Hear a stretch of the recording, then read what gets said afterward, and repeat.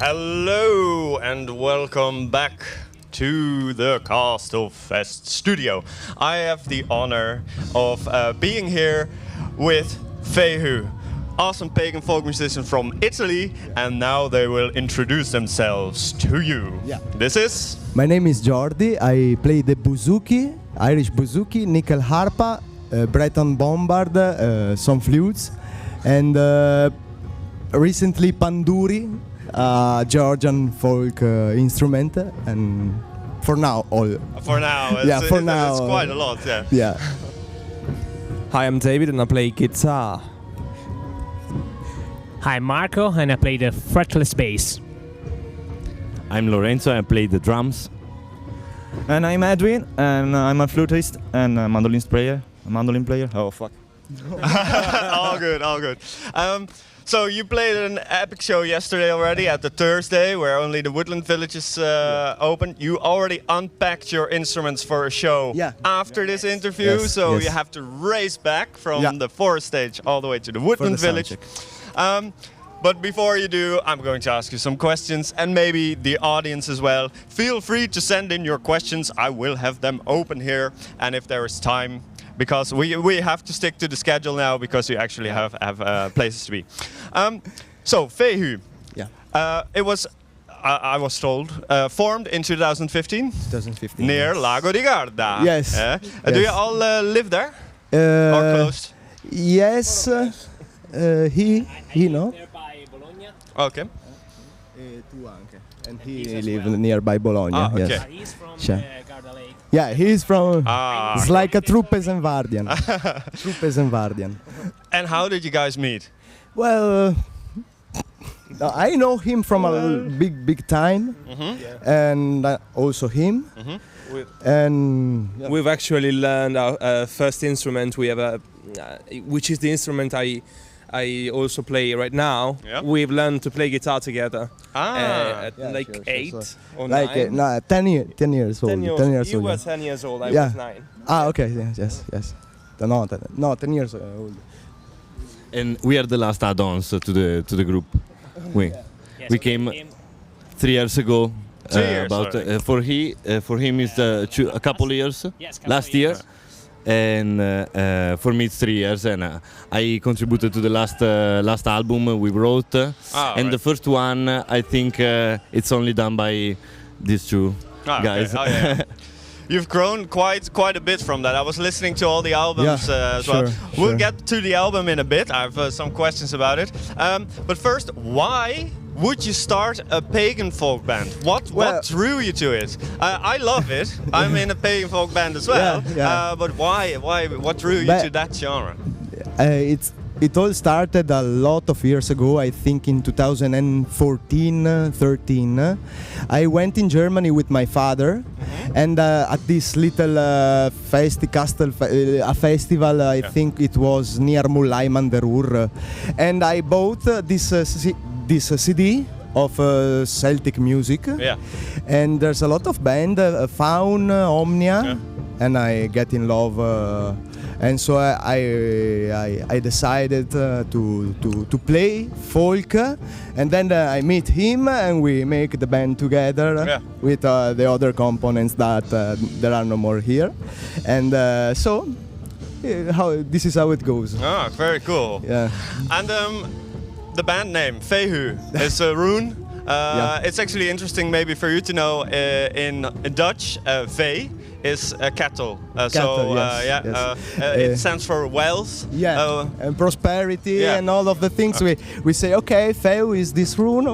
Prosperity. So I think it's a good thing. So we put it. You are making the people watching you richer with your music. And your company is really good as well. So thank you for that.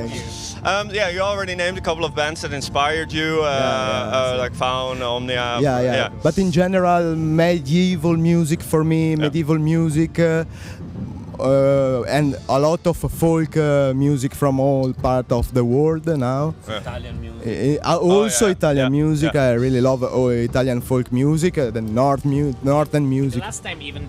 In the last time even Georgian. And now I'm focusing on Georgian music. Cool. I love it. I love the songs. And I think I will probably putting something of this kind of culture inside our next song. So and it's our next very albums. eclectic. Yeah, nice. Yeah, Your latest album, La Storia Pesenea. It's Peasant Wars is what you gave it as an English translation. If I understand correctly, it's about a fantasy world. Yes. That you write, sing about, has an entire lore. Okay, the fun fact, it's not really a fantasy world. Okay. It's your it's our kingdom. kingdom. Okay. It's actually it's where it all begins for us. Yeah. And it's our home. Yeah. Literally. We have always told our adventure and misadventure Yeah. in the reality around us as if they were fable. Yeah. You know, Yeah. and nothing. We fictionalizing our reality, our experience. Yeah. Our experience. We say, okay, let's think we're living in a medieval period. And we actually, me and him, actually lived with all of the friends. We tried to build a little, to imagine a little society, and we was living like that, you know. Let's go to the castle. Was a home of a friend, you know. So it actually, I think, and all of this obviously it ends only a lot of years ago, And comes from personal experiences. Personal experience. So I think it's good to write an album talking about this. Is interesting. Our story, but fictionalized. Yeah, it feels the way you talk about it, because it's so personal. It feels like a breathing and living world that the people visit with you if you go through the album. It's really cool. Yeah. It reminded me a lot of if you would play a Dungeons and Dragons campaign with friends. Yes. Yeah. And you I don't guys play. are the dungeon masters. Yes. Like You write the stories. You live the stories. You live this way. Yeah. Yes. Do you play Dungeons and Dragons? No, unfortunately, I did. Oh, you did? Okay, I would like to I did. ask you, which class and race is your favorite? First time it was always some kind of barbarian. Oh, okay, Of course. barbarian. The latest station, I became more of a warlocks and something like that. Bit more occult. But the fighter style, it was my favorite. Oh, yeah, Simple and straight away. Pact of the Blade. Yeah, you can be a warlock that fights with the blade, right? Yes. The warlocks fights too. It's right. Yeah. Oh, very cool. And you guys, what would your class and race be if you could really teleport into the when I fantasy play world? fantasy games, I always be a barbaric. Always barbaric. No, So two barbaric people. always barbaric. This is a barbaric band. Gnomes. You. Nice. Me too, maybe. Gnome barbarian. Love it. Naked guy with a big stick. Naked guy. That is a barbarian. No, right. That is a barbarian. Can I steal that? Not the barbarians. Okay. Yeah. And you? Oh, to be fair, I have no idea. Oh, really? Oh. It will be pretty unbalanced party. Oh, yeah. So here's the party. We have 5 barbarians and no healer. Cool. Yeah, No great. healer, no. Okay. With being a pagan folk band, there's obviously some spirituality in your music as well. How do you go about putting that in there when you're writing? Do you go on a forest retreat, or you get? I can imagine you take inspiration from life, like being here, the adventures you live, or the adventures. Yeah, we talk about really about personal things. So friendship and lot of personal things, and I think this is the personal growth. The personal changing, I think this kind of spirituality we put on it. And also, obviously, nature. We love our nature there it's in impressive. Pesenvar, the connection with it when we go in the woods to get inspired. We also have a place when we was younger, we went there to do some kind of rituals to the gods, kind of things. So yeah, we call it Uppsala, but it's a place in Baldo Mountain. Yeah. Oh. And Monte Baldo. Monte Baldo, yes.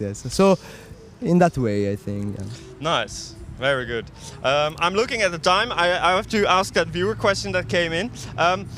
They say that last year you mentioned that it was your first festival out of Italy? Yep. Yeah. Okay, and now you got invited back. You were by many people. I don't know if you noticed on the Castle fan page, the discovery of last year. Yeah. That's a big compliment. You got invited back, so it is true. How has it been? How was the first time? Being called back? Yeah. Well. Dream comes true. Second part. Dreams come true. Second part. Yeah, was very. Oh my God. With the computer. Yeah, when you get the emails. Yeah, I have to. Yeah, and I mean, yesterday was insane. I mean, there were so many people in front of the stage. It was, like he said, a dream come true. It was a real pagan folk party. First time we've been. We have this kind of avenue. It's really emotional. Yeah, really emotional. I can imagine. Well, because you stick so close to the personal experiences. Yeah. Somebody also asks, your live performance is so energetic. How do you prepare for that? And when you're done, how do you wind down? We smoke a big pot. Tread carefully. Tread carefully, yeah. No, we for a concert in general, we try to chill out. Makes a lot of inside jokes for us to be really happy to come on stage and have a really good fun. And because for us it's really important. Also the avenue, the public have to get some fun. And then a couple of beers just to take the edge off. Yeah, very good. Otherwise you think too much, right? You get too much. Sure. You have to be in the mood. Yeah. Sure. I am very sad to say that we are actually getting to the end. I think we could talk for hours. We might do that off camera. For now, I have to give you back to the village stage. Don't want you to be late. Wim Jaap will be mad. Thank you guys for joining us in the studio. It was a great pleasure. I'm hoping we'll see much more of you. We enjoyed it. And you also for tuning in. We are going to switch over to the next band at the fourth stage where Wegwerend is playing. Goodbye! Goodbye! See you!